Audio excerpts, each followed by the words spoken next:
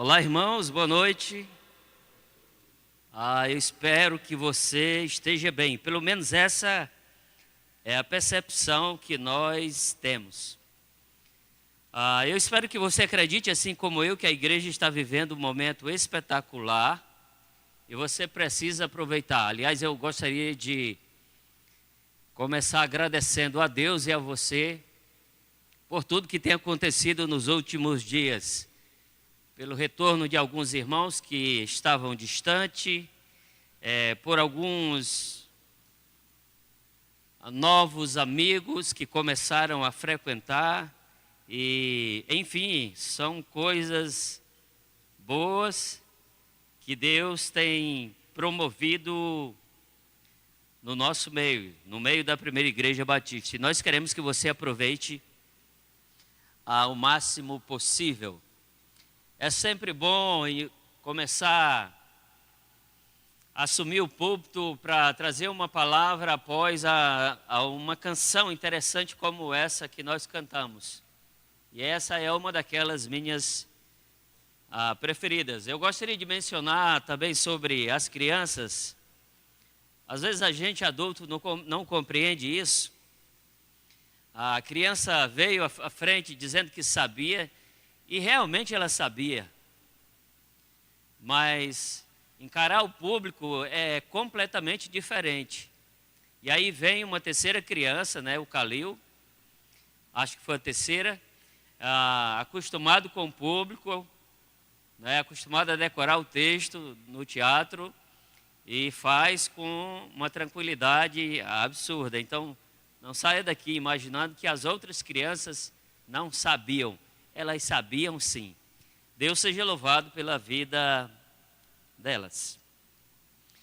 Por favor, abra sua Bíblia para Apocalipse, capítulo 19, versos de 11 a 16. Alguém lembra alguma coisa sobre esse texto nos últimos dias? Pastor Miguel disse que lembra. E quando ele mencionou o texto no domingo à noite, eu disse, o pastor Miguel vai falar sobre o texto em que eu estou incumbido de falar na quarta-feira. E ele falou de uma forma muito clara, e eu não quero, é claro que eu precisei fazer as minhas alterações que eu considerei necessárias para não me tornar repetitivo. Mas caso você tenha esquecido, esse texto, que é o nosso texto base dessa noite, e se você quiser mais detalhes, acesse o site lá da Primeira Igreja Batista, o nosso canal no YouTube. Por favor, membro, se você não é inscrito, vai lá e se inscreve no canal. Compartilha com amigos, faz ele crescer. E aí você vai e pega os últimos minutos da mensagem do nosso pastor Sênio do domingo passado à noite. Mas antes que nós possamos ler esse texto, eu gostaria de iniciar dizendo que a própria história, elege os seus heróis. A própria história faz questão de uma forma mais ampla, mas também de uma forma individual, nós criamos ou fazemos os nossos heróis. Colocamos títulos nele. Eu lembro de algo que aconteceu envolvendo a minha família há muitos anos atrás, quando a minha filha mais velha estava morrendo afogada, literalmente, e alguém viu e correu em direção a ela e a salvou. Eu não sei se eu conseguiria. Eu estava vendo a cena a uma certa distância. E é natural que quando esse tipo de coisa acontece, que traz benefícios para nós ou para a comunidade, como eu disse, de uma forma geral, nós tenhamos essas pessoas como heróis. Alguns por algum tempo e depois passa, mas fizeram parte da história. E algumas dessas pessoas, eles podem ser chamados, além de heróis, também de conquistadores. Aliás, o nosso tema dessa noite é Jesus, o conquistador. Eu quero inclusive pedir perdão à igreja por não trabalhar com a questão da projeção. A pessoa que me auxilia nessa parte está fora da cidade e não pôde me auxiliar. Jesus como grande conquistador. E minutos antes, quando nós cantávamos ali, quando eu via as coisas que estão acontecendo e que vão acontecer para a glória de Deus aqui no nosso meio, na primeira igreja batista, eu dizia comigo mesmo, Jesus continua sendo o conquistador que ele sempre foi. O conquistador que ele sempre foi. Quando você vai, por exemplo, para Isaías capítulo 9, Isaías capítulo 9 e verso 6, só quero mencionar esse verso. Ele diz, porque um menino nos nasceu, um filho se nos deu, o governo está sobre os seus ombros, e o seu nome será Maravilhoso Conselheiro, Deus Forte, Pai da Eternidade e Príncipe da Paz. Essa já era uma profecia a respeito da pessoa de Jesus, escrita há muitos anos atrás, antes que ele surgisse. E quando eu refletia sobre isso, quando eu pensava sobre isso, eu lembrava do texto, inclusive, que eu gosto sempre de mencionar, daquilo que Jesus fez por nós, quando a sua palavra diz que ele nos escolheu antes de que nós nascêssemos.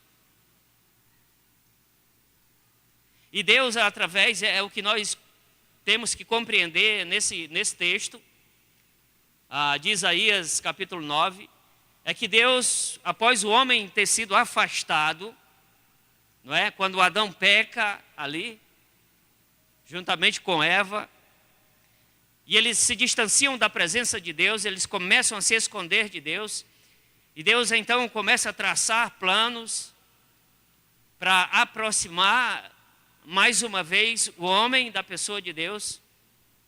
Então vem essa profecia falando de Jesus. Então a grande realidade, o que a gente precisa entender é que Jesus sempre foi e sempre será um grande conquistador. Diferente daqueles que nós, como meros seres humanos, estabelecemos. E a história, como eu disse, ela registra alguns. E eu gostaria de mencionar apenas dois, de uma forma muito rápida, mencionar esses dois homens que são considerados, como eu disse pela história, grandes conquistadores. O primeiro que eu gostaria de mencionar é um homem por nome Alexandre, chamado Alexandre o Grande. E eu creio que a maioria daqueles que estão aqui, que gostam de filme de época, assistiram o filme sobre esse homem. A história diz que ele nasceu em uma cidade por nome Pela, atual Iraque, em 356, no ano 356 a.C. Aos 16 anos de idade, ele já foi regente da Macedônia, e aos 18, ele se tornou rei da Macedônia, claro. Um dos maiores generais de todos os tempos, discipulado por nada mais e nada menos do que Aristóteles, grande gênio da antiguidade. Alexandre foi um grande general, aclamado, não é? Grande general das forças armadas gregas. Foi o mais famoso chefe militar da antiguidade. Comandou os gregos na conquista do Império Persa. Conquistou a Fenícia, Egito, Índia. A história diz que no Egito, no delta do Nilo, ele fundou a cidade de Alexandria. Praticamente começando a coisa literalmente do zero. Mas politicamente a história diz que esse homem foi um destruidor. Ao contrário disso, é que socialmente ele foi um grande conquistador. É inegável essa questão dos feitos desse sujeito, desse homem. Pretendia reconstruir o império, que era um sonho antigo do seu pai. Mas a morte o surpreendeu e ele morre de uma violenta febre em 326, no ano 326 a.C., aos 30 anos de idade. Aos 30 anos de idade. Alexandre, nós podemos dizer que foi um grande conquistador que marcou a história.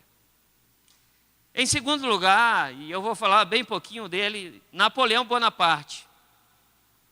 O homem estadista, imperador francês, nasceu numa cidade chamada Córcega em 1769. Aos 15 anos de idade, ele entrou para a escola militar de Paris, saindo um ano depois como oficial de artilharia. Crescimento rápido, diferenciado dos outros. Um homem considerado inteligente, mas também ambicioso, e que somou inúmeras conquistas, mas também sofreu derrotas. Cabe-lhe também pela história o título de conquistador. O fim da história desse homem diz que ele foi exilado em uma ilha por nome Santa Helena, e ali ele morreu. Eu quero que você agora faça uma separação. Que você lembre desses dois exemplos mencionados. Mas eu quero que a partir de agora você comece a pensar em Jesus Cristo, o Filho de Deus. O Filho de Deus. Aquele a quem eu disse que é conquistador, que sempre foi e que sempre será o grande conquistador. Aquele que nós podemos classificar como o diferenciado. Por quê? Porque quando nós lembramos desses outros conquistadores, nós vamos ver que eles tiveram um começo, eles tiveram um momento, uma fase boa, sofreram derrotas, morreram e ali acabou. O conquistador, o grande conquistador a quem durante esse mês, e eu espero sinceramente que durante todo o restante da nossa vida, é sempre isso que nós pedimos à igreja,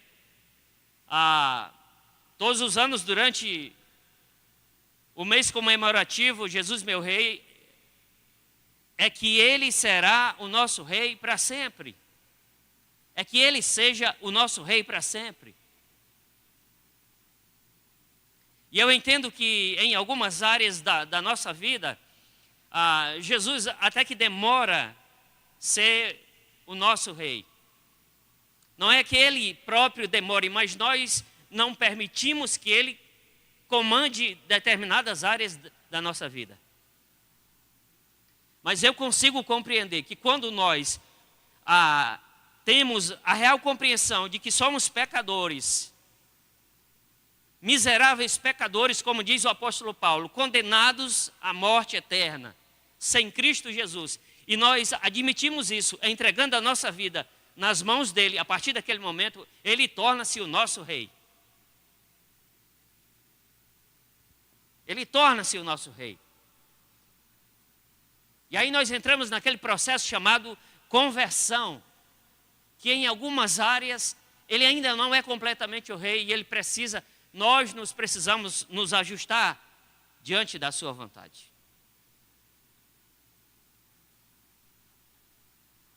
Lembrem-se do texto de Isaías, capítulo 9 e verso 6, que diz: porque um menino nos nasceu, um filho se nos deu, o governo está sobre os seus ombros, o comando está sobre ele.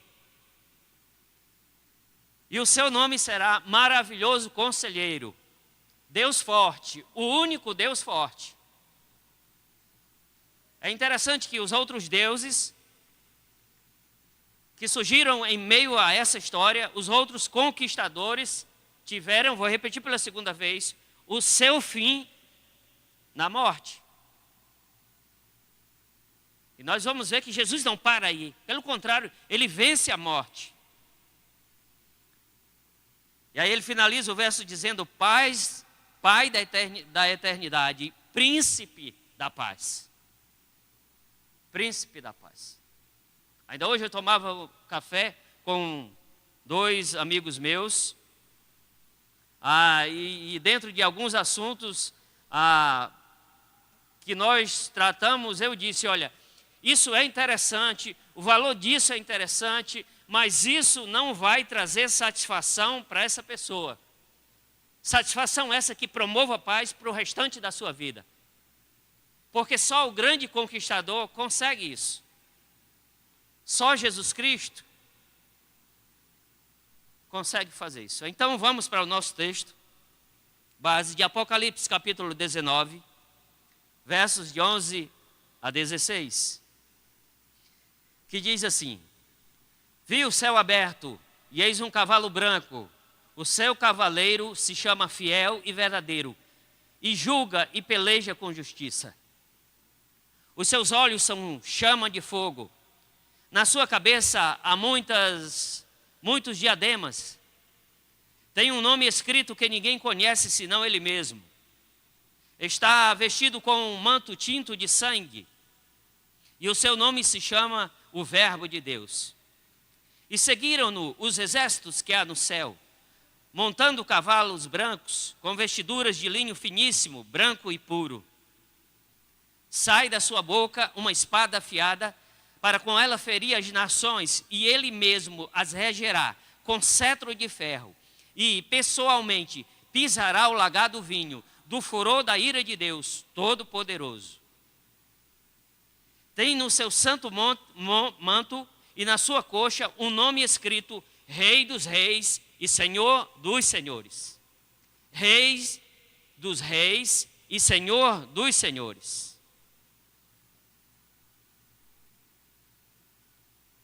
Esse Jesus de quem nós falamos,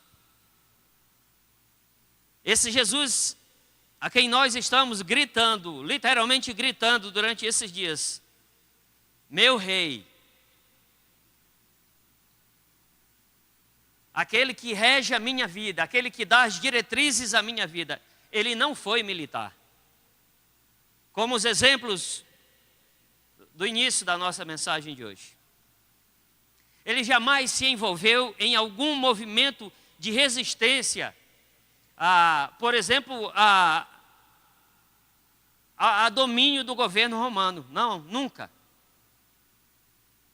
Ele nunca trabalhou, por exemplo, com estratégias militares. Não, ele não fez isso.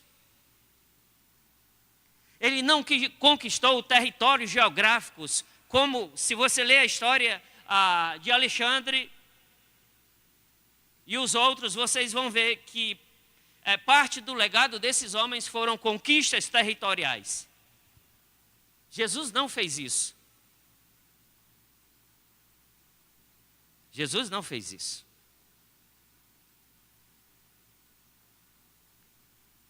Aliás, ele mesmo diz que ele diz: o meu reino não é deste mundo. Então não tinha nada a ver com política. Ele não foi político como os outros. Não houve essas estratégias que nós esperamos desses grandes conquistadores, de grandes líderes. Mas o nosso Jesus, de quem nós temos falado durante todo esse mês, de quem nós temos dito que é o nosso Rei, ele teve méritos, e por isso nós precisamos tê-lo como o grande conquistador. Bem diferente, méritos esses bem diferentes dos exemplos mencionados hoje à noite. A Bíblia diz em Isaías capítulo 25, no verso 8, na parte A do verso, diz que ele foi anunciado pelos profetas, não é? É isso que Isaías diz. E o texto diz o seguinte: tragará a morte para sempre, e assim enxugará o Senhor Deus as lágrimas de todos os rostos. Mais uma profecia a respeito desse rei a quem nós servimos. Desse rei a quem nós dedicamos a nossa vida. A quem um dia nós entregamos a nossa vida nas mãos dele, sobre o domínio, sobre o controle dele. Isso é impactante, isso é emocionante. Isso precisa gerar um poder dentro do nosso coração, dentro da nossa mente, grandioso, do privilégio que nós temos de ter no controle da nossa vida o nosso Rei Jesus.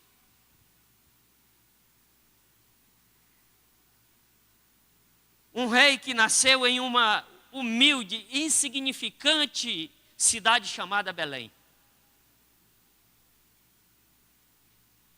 Eu disse insignificante porque esse era o verdadeiro contexto de Belém.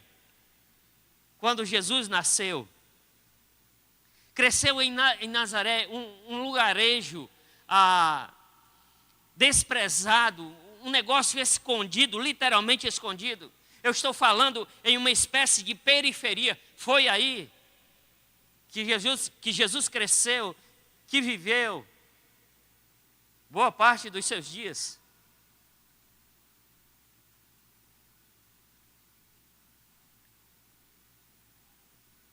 Ele cresceu em meio a gente humilde, em meio à simplicidade das pessoas. Embora, é claro que ele se relacionava com outras pessoas, com figuras sociais importantes da época. Ele compreendeu as aflições humanas, pois ele viveu entre eles. Ele se identificou com as nossas aflições. Ele só não se identificou com o nosso pecado. A Bíblia diz que ele nunca pecou. O nosso rei nunca pecou. Diferente dos seus súditos, que somos nós. A Bíblia diz, são coisas tão básicas que eu não vou mencionar referências, que ele amou profundamente todo mundo. Que ele demonstrou o seu amor através do sacrifício dele na cruz. Ali onde as pessoas imaginavam que seria o fim, que nós estaremos falando no final de semana mais sobre isso. Morreu não como um simples conquistador, mas ele morreu literalmente como redentor, como salvador da humanidade. Não foi como um simples conquistador, que a morte chegou e que se encerrou por ali. Não. A morte de Jesus Cristo faz toda a diferença. Fez e continua fazendo toda a diferença na nossa vida e na vida das pessoas. É por isso que nós pregamos o Evangelho de Cristo. Porque ele continua com esse poder de causar, de modificar a vida das pessoas. De mudar o quadro pessoal, a situação das pessoas. E hoje ele vive no céu, como Rei Salvador. É lá que ele está. Jesus, o nosso Rei, porque só Ele nós podemos abrir o nosso coração e dizer, sem medo de grandes questionamentos, que Ele é o nosso grande Rei. Por que somente Ele nos dá essa autoridade? Por que nós queremos fazer com que você compreenda que existe uma liberdade da palavra dEle, uma liberdade vinda do Espírito Santo de Deus, que você como crente, como filho de Deus, deve dizer, deve divulgar, através de palavras, através do seu próprio testemunho, que Jesus é o seu Rei. Que Ele é o grande conquistador. Que Ele tem feito isso durante toda a sua vida. E vai continuar fazendo. Pelos séculos dos séculos. Porque segundo a Bíblia, irmãos, a morte não pôde detê-lo. É isso que João diz lá no capítulo 10. A morte deteu que eu mencionei no início. Alexandre, Napoleão, entre outros. Mas Jesus Cristo, a morte não conseguiu detê-lo.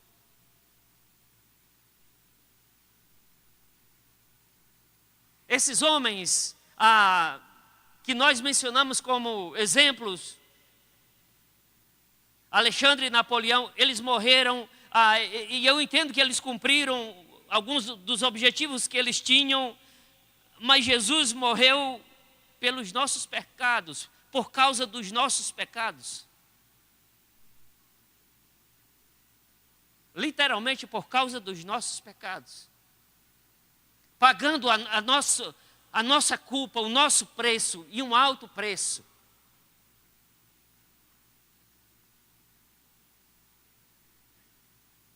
Por que nós precisamos continuar dizendo que Ele é o nosso rei? Porque esse rei não ficou morto, não permaneceu morto. A Bíblia diz que Ele ressuscitou. Nós vamos falar sobre isso no domingo à noite. Nós precisamos continuar divulgando, dizendo que Ele é o nosso rei, porque a Bíblia diz que Ele tem a chave da morte e a chave do inferno. Estão em suas mãos. No capítulo 1 e verso 18 de Apocalipse, diz isso. O poder, como eu disse lá no início, está nas mãos dEle. Então Ele é o grande conquistador. Ele é o único Salvador. A Bíblia é clara quando ela diz lá em Atos capítulo 4 e versículo 12, e não há salvação em nenhum outro. A Bíblia não está dizendo, olha, existe salvação em outros, mas o principal é Jesus. Não, ela diz, não há salvação em nenhum outro, a não ser na pessoa de Jesus. O nosso Rei Salvador. Ele é o nosso Rei Salvador. Ele é tantas coisas. Ele é o bom pastor. Ele é o pão da vida. Entre muitas outras coisas que a Bíblia menciona como Ele sendo. O que disse lá Isaías, Ele é maravilhoso conselheiro. Pai da eternidade, príncipe da paz. Uma coisa, meus queridos, e fique tranquilo que eu não vou me alongar hoje. Uma coisa é certa para todos nós. Eu espero sinceramente que você tenha essa consciência. É por isso que eu digo que uma coisa é certa para todos nós. Jesus voltará. E a igreja precisa dizer, Maranata, ora vem Senhor Jesus. Porque os dias se passam e se tornam cada vez mais difíceis. A grande verdade é que o nosso rei está às portas. Nós não arriscamos porque a Bíblia não nos dá esse direito, não nos permite marcar datas, fazer previsão de tempo da segunda vinda de Jesus. E longe de nós fazermos isso. Mas é fácil compreender que nós estamos no princípio das dores. A Ele pertence.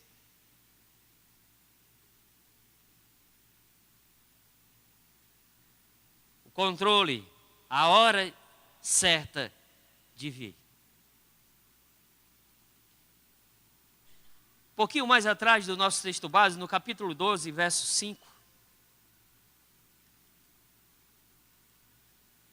Capítulo 12, verso 5 diz assim: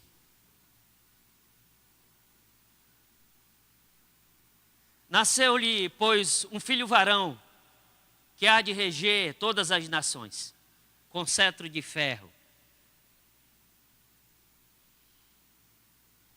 E o seu filho foi arrebatado para Deus até o seu trono. Eu disse há minutos atrás, onde Jesus está.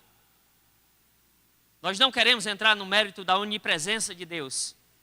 É claro que Deus está aqui conosco. Deus está com você em qualquer lugar que você esteja. Deus está acampando anjos ao seu redor.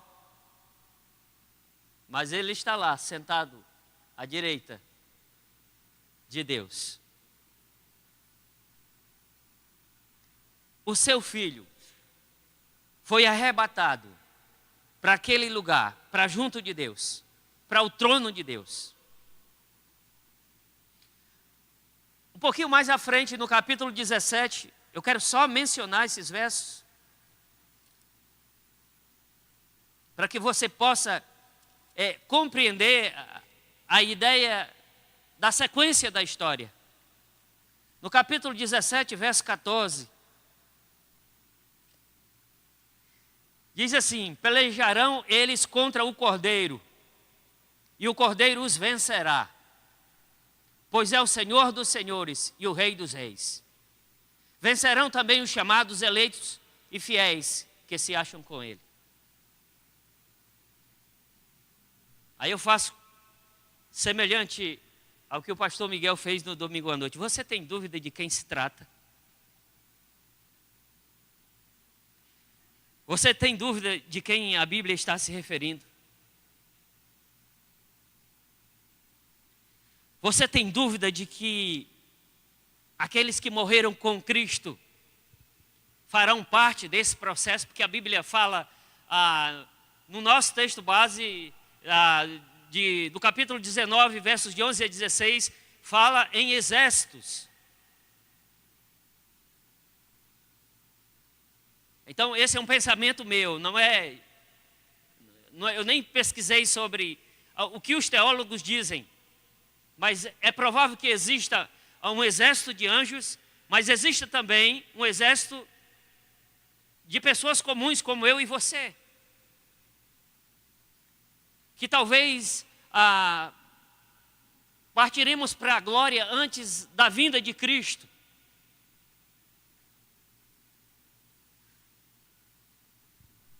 E vai ser necessário que você que nunca montou num cavalo, nem num jumentinho, vai ter que montar para fazer parte desse exército. Eu quero finalizar lendo mais uma vez o texto de Apocalipse 19, o nosso texto base.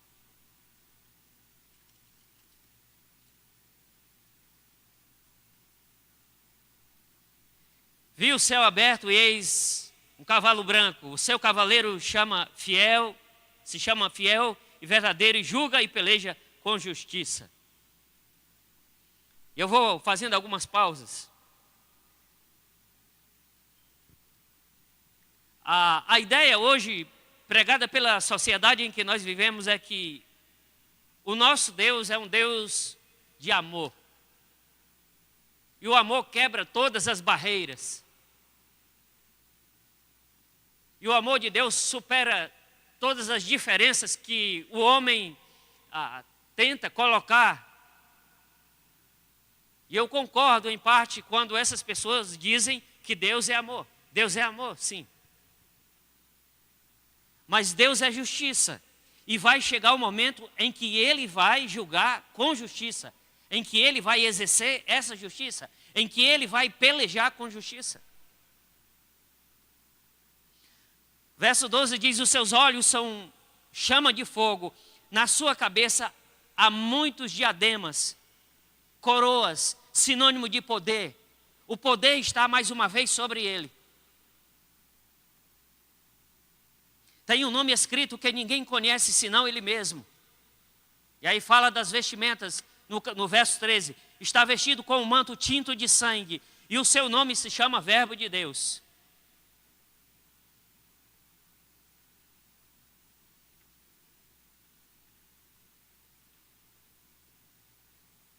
Eu sou humilde o suficiente para dizer,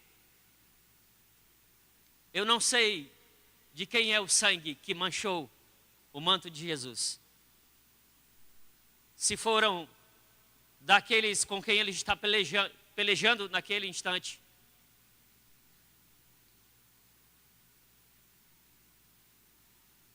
Ou se é um processo que manchou as suas vestes através do processo de purificação de cada um de nós, de regeneração, levando sobre si a nossa culpa. Pesquise sobre isso. Tire talvez essa dúvida que possa aparecer na sua mente. Verso 14 diz: e seguiram-no os exércitos que há no céu, montando cavalos brancos, com vestiduras de linho finíssimo, puro, que significa pureza, branco e puro. Verso 15: sai da sua boca uma espada afiada, para com ela ferir as nações, e ele mesmo as regerá com cetro de ferro, e pessoalmente pisar o lagar do vinho, do furor da ira de Deus, do Deus Todo-Poderoso. Eu creio que a maioria de vocês saibam o que é lagar. Mas eu vou simplificar isso, dizer de uma forma muito simples. Lagar é um lugar, não sei se é usado mais hoje, mas antigamente, aonde os agricultores colocavam as uvas e eles pisavam em uma passagem de processo para que pudesse chegar até o vinho. Jesus com cetro de ferro, o grande conquistador, com cetro de ferro, nesse momento final da história, eu vou colocar assim, final da história, ele vai pisar os seus inimigos.